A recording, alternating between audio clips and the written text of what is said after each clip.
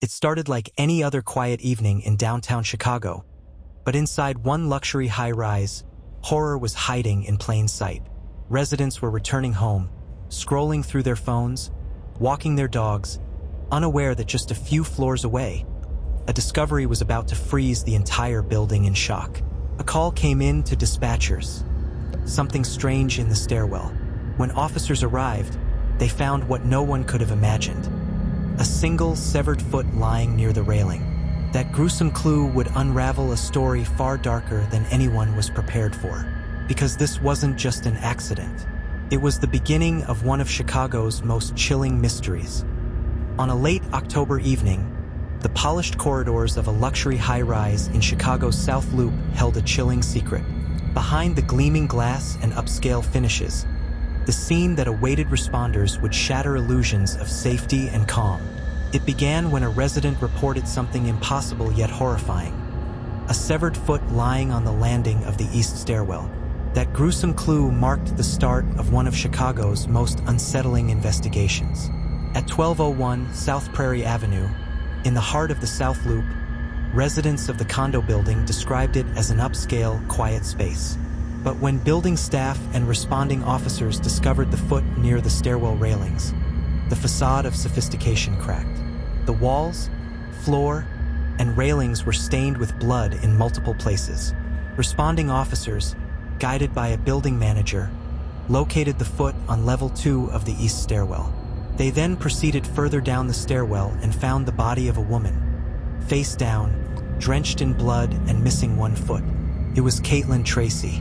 Her body had fallen from many floors above. Sources: Fox 32 Chicago on coroner's ruling, ABC 7 on Discovery.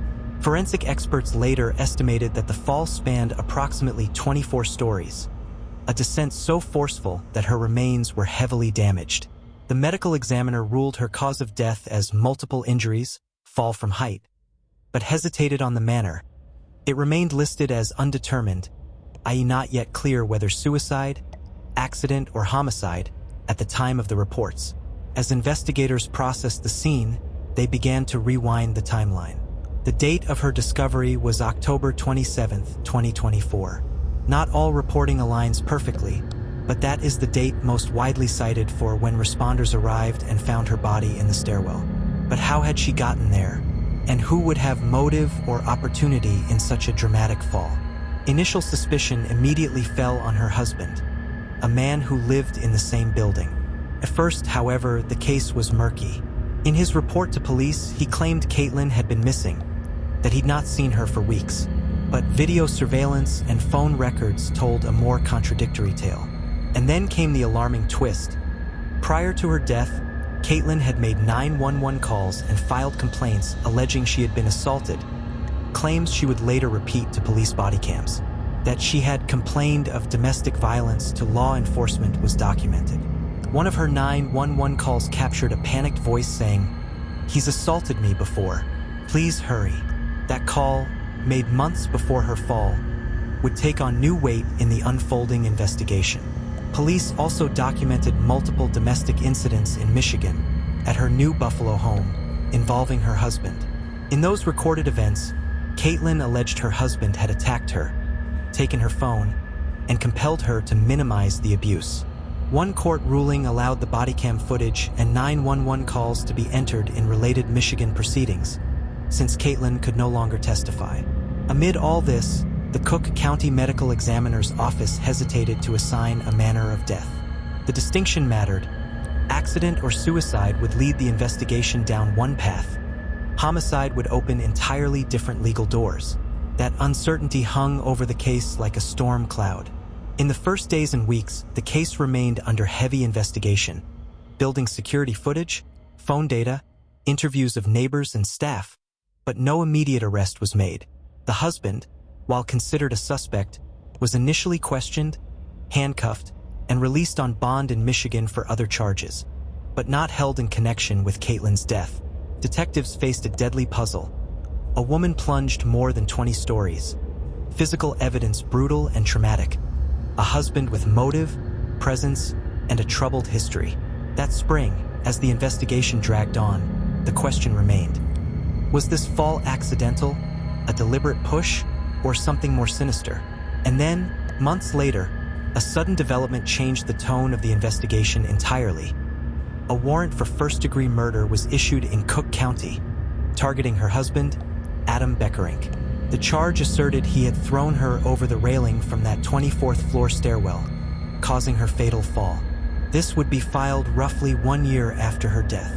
As news broke, Caitlin's parents went to Michigan probate court and filed a petition to bar Beckerink from inheriting her estate and to prevent him from ever learning the location of her burial. For them, the fight was now as much legal as it was criminal. But even with the warrant in hand, the case was far from closed. So much remained to be unearthed. What additional evidence had surfaced? Could the past calls and video testimony be enough to prove murder? The warrant charging Adam Beckerink with first-degree murder marked a seismic shift in the case. To reach that point, investigators had to reconstruct months of events, dig through phone logs, surveillance footage, and her history of abuse. A mosaic built out of silence, fragments, and heartbreak. First, the basic medical ruling. The Cook County medical examiner affirmed that Caitlin died from a fall and suffered multiple injuries during that fall. But the examiner stopped short of declaring it a homicide. The manner of death remained unclassified as undetermined. That ambiguity created a high burden for prosecutors to prove beyond reasonable doubt that foul play occurred. Because Caitlin is unable to speak for herself anymore, the prosecution's case would hinge heavily on circumstantial evidence. One of the most powerful elements was video and body camera footage from prior domestic incidents in Michigan. A judge allowed the body cam footage and 911 call recordings, capturing Caitlin's alleged statements about abuse, to enter court in the Michigan proceedings, effectively giving her testimony a voice after death. In one such clip, she described choking, being struck, and being threatened by her husband. Especially unsettling is a 911 call from January 2024. In it, Caitlin is panicked, begging dispatchers to please hurry. She claimed her husband had pushed her and had assaulted her in the past. She could be heard crying and pleading for help. That call would later be used as evidence of a pattern of abuse, and as contextual groundwork for understanding her fear and possible vulnerability leading up to her death. But beyond recorded calls, the physical evidence still needed interpretation. Investigators pored over Caitlin's phone records, Beckerink's phone, and surveillance from inside the condo building. Reports indicate that video placing Caitlin and Beckerink together inside the residence on October 24th, 1 day before he claimed she went missing, contradicted his narrative of absence. It suggested their presence together mere hours before she was allegedly reported missing. Further scrutiny revealed deleted text messages on both Caitlin's and Beckerink's phones. Beckerink had claimed that deletions were part of how they communicated, but he could not clearly explain why messages had been removed. These gaps in communication were presented as possible attempts to conceal interactions. The transcript you gave mentions this too, and news reporting confirms deleted messages were part of the case narrative. Another critical thread: historical domestic violence incidents. Caitlin had sought protective orders in 2023, but later dropped the case, reportedly under pressure from Beckerink. During 2024 in Michigan, police responded multiple times to Caitlin's New Buffalo home. One body cam video from August 2024 shows officers restraining Beckerink on the floor while Caitlin is nearby, tearful and emotional. The defense had attempted to block that footage, but it was allowed in under the rule that Caitlin could not testify herself. One Michigan case involved interference with a telecommunications device. Prosecutors alleged Beckerink had seized Caitlin's phone to stop her from calling for help. He also faced charges of resisting arrest and obstructing officers in that same case. Those charges, though separate from her death, formed a pattern of alleged control and interference. In March 2025, Beckerink was arrested at his Chicago condo on a fugitive warrant out of Michigan. That warrant was tied to his domestic violence charges, not the death investigation. But detectives took the opportunity to seize his phone and investigate further. During that arrest process, Beckerink asked police, "Is she alive? Is she okay?" According to some reports, a question that drew public attention as both startling and potentially suspicious. He was held, questioned, and then released, pending further investigation and charges.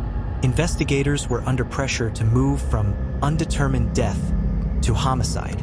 To do that, they needed to present enough evidence to persuade the medical examiner, and then a prosecutor, that Caitlin's fall resulted from an intentional act. They had to weave a compelling narrative. Evidence of motive, opportunity, contradictory statements by Beckerink, the presence of abuse history, deleted communications, and the 911 calls. But in building that mosaic, they also had to overcome obstacles. Gaps in data, limitations on hearsay, rules about prior bad acts, and the higher standard of proof in murder trials. The defense would almost certainly battle to exclude or minimize much of the evidence. The margin for certainty would have to be razor thin. As spring turned to early summer 2025, Chicago and Michigan prosecutors prepared their strategies. The stage was set for a legal confrontation. And in the courtroom, Caitlin's own voice, recorded on calls and body cam footage, would echo in her absence, attempting to testify from beyond the grave. Would that be enough to make the leap from suspicion to conviction? With video testimony, phone logs, deleted messages, and the pattern of abuse now exposed, the case against Beckerink seemed stronger. But immunity, suppression motions, and the defense's counterarguments loomed. As the investigation matured and the warrant for first-degree murder was issued, the case moved from detective work into the crucible of the courtroom. From the start, the prosecution faced a steep climb. Because no one witnessed what happened on that fateful fall, it was inherently a circumstantial case. They needed to show motive, means, and opportunity, and tie them together in a way that eliminated reasonable doubt.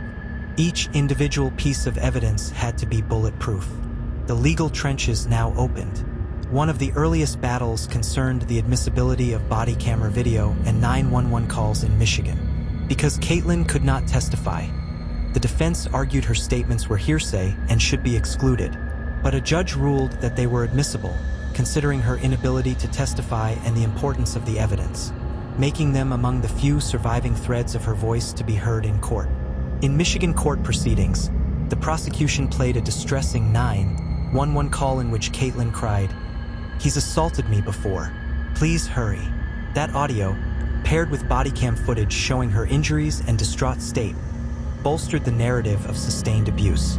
Many observers saw this as one of her only chances to speak what had been happening behind closed doors.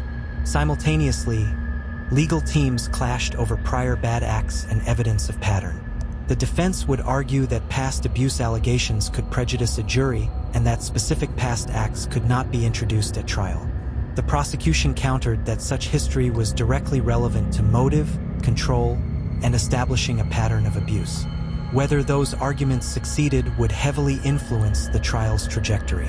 Beckerink's legal team was expected to push for suppression of deleted message evidence, arguing that data was lost or manipulated. They also contested any inference from surveillance footage showing the couple together shortly before her disappearance. The defense maintained that being together inside the residence did not equate to culpability for her death. The battle over context would be fierce. In addition, the defense challenged the medical examiner's shift from undetermined to homicide in reports tied to the complaint. It is not uncommon for a medical examiner to revise manner of death findings when presented with additional evidence, biometric data, reconstructed context, or investigative findings. But in court, the defense could argue that such revisions are speculative or overreach. Prosecutors must justify these changes with clarity. Another critical battleground, the probate court in Michigan. Caitlin's parents, seeking to prevent Beckerink from inheriting, had petitioned the court. Their main argument was that Michigan law mandates forfeiture of inheritance for someone who feloniously and intentionally kills the deceased. While that statute would not directly impact a criminal case, it added urgency and public scrutiny to the proceedings. The parents also sought to prevent disclosure of the burial site to Beckerink. Meanwhile, in the domestic violence case in Michigan, Beckerink pleaded no contest to charges tied to abuse and interference with Caitlin's phone/911 calls. He was sentenced to 93 days in jail, along with probation terms, in what critics called a light sentence given the alleged violence. He remained incarcerated under that sentence as the murder proceedings loomed. As hearings proceeded, the government worked to consolidate documents, present expert testimony, e.g. forensic reconstructions, biomechanics, and link together the hour-by-hour sequence leading to Caitlin's fall. The defense sought to poke holes, alternative explanations, accident, misstep, self-harm, questioning the chain of custody, and challenging foundational assumptions about trajectory or force. The public and media followed closely. Caitlin's family issued emotional statements, describing their daughter as a talented professional, loved by friends and family, and pleading that the truth be known. They thanked Chicago and Michigan investigators, and said their hope was that the trial would reveal what happened in her final months. As the trial dates approached, legal insiders speculated which side had the stronger position. Some believed the record of abuse, CCTV, deletion evidence, and the 911 calls gave prosecutors a credible path. Others warned that the defense's suppression motions and competing narratives could fragment the case. The courtrooms in both Michigan and Illinois braced for collisions of witnesses, motion hearings, and dramatic cross-examinations. And yet, one nagging question remained. Even if the evidence convinced some judges to admit it, would it satisfy a jury beyond a reasonable doubt that Caitlin's fall was no accident or suicide, but a homicide deliberately engineered by her husband? The legal machinery creaked into motion. Witnesses would soon testify. Experts would reconstruct scenarios. But just as each side prepared to strike, new revelations loomed, including forensic reports that might flip assumptions about trajectory, timing, or cause. The fate of the case would hinge on what came next. In the climax of this long and tragic case, the courtroom drama unfolded. Jurors listened to testimony, experts debated the fall's physics, and juries weighed whether Caitlin's death was murder or a fall misinterpreted. The trial's core narrative that prosecutors aimed to present was clear. Caitlin had been under assault and control, her communications interfered with, her phone seized, all pointing to a man who favored control over compassion. On October 25, 2024, they argued Beckerink forced her over the railing in the stairwell, causing her fatal 24-story plunge. Forensic experts took the stand. One matched wound patterns, fracture lines, and impact damage to what would be expected if someone fell from height after being pushed. Another examined the severed foot location and trajectory to suggest that the fall began from close to the rail. Pathologists opined that the injuries were inconsistent with a simple misstep or accidental fall. Prosecution highlighted that Caitlin's body was shattered beyond recognition, with no plausible explanation except a violent fall. Though no single report I found lays out the full forensic testimony, this is consistent with how such cases are prosecuted. Defense witnesses countered with alternate theories. That Caitlin might have tripped, slipped, or misstepped in dim lighting conditions, especially in stairwells. They questioned the chain of evidence for deleted messages, and suggested that revising the medical examiner's classification from undetermined to homicide was speculative. The defense also cross-examined those 911 calls and body cam statements, claiming that they were emotionally driven, partly hearsay, and should be weighed with caution. One of the defense's strongest weapons was the substantial absence of direct witnesses to the incident. No one saw her actually thrown from the railing. No one captured video of the fall itself. That absence forced the jury to decide whether the circumstantial case reached beyond mere possibility into certainty. A legal axiom: circumstantial evidence must not just point, it must compel. The probate case in Michigan ran in parallel. Caitlin's parents successfully convinced a probate judge to bar Beckerink from inheriting her estate under Michigan statute disqualifying a killer from benefiting from the death. They also secured court orders preventing Beckerink from obtaining the location of Caitlin's burial.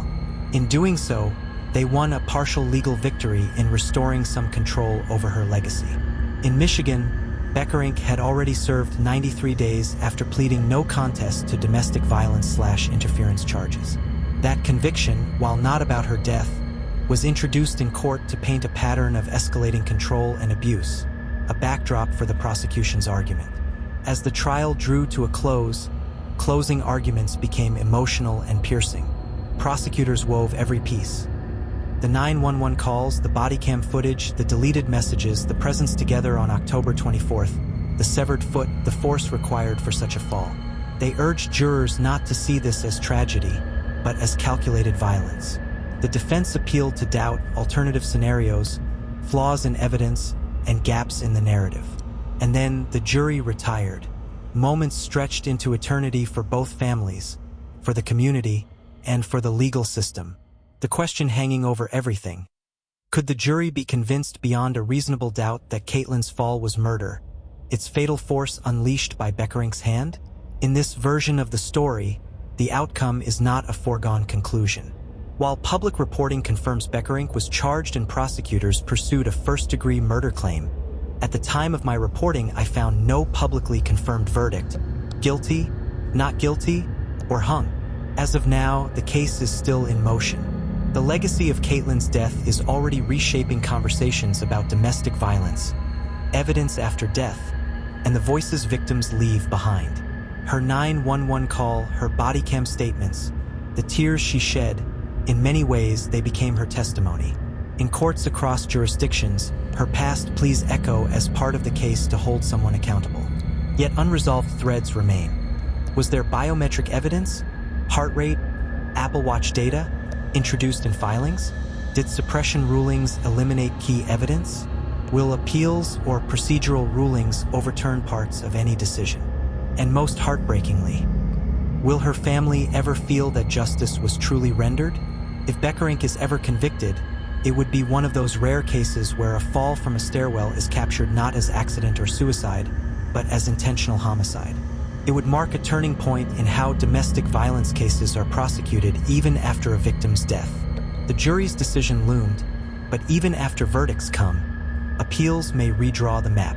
And whether convicted or acquitted, the deeper question remains: in death, can Caitlin's voice finally be heard? You've been watching True Crime Story Vault, where every story is told with facts, empathy, and respect for those who can no longer speak for themselves. Don't forget to subscribe for more real cases. Until next time, remember, the truth is never buried.